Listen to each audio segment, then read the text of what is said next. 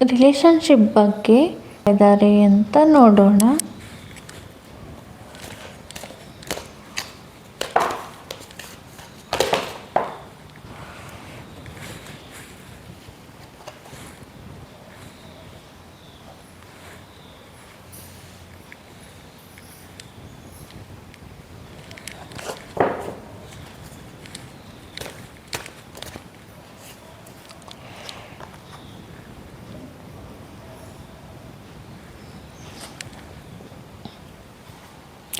Bottom of the deck, you are ready.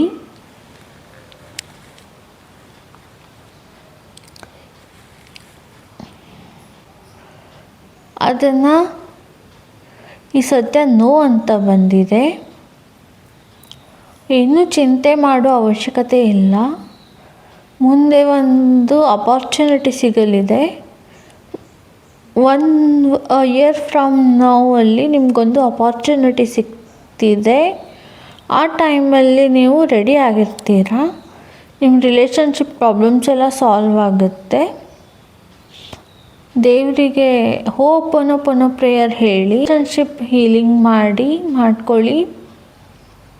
ಇದರಿಂದ ನಿಮಗೆ ಒಳ್ಳೆಯದಾಗುತ್ತೆ. Thank you.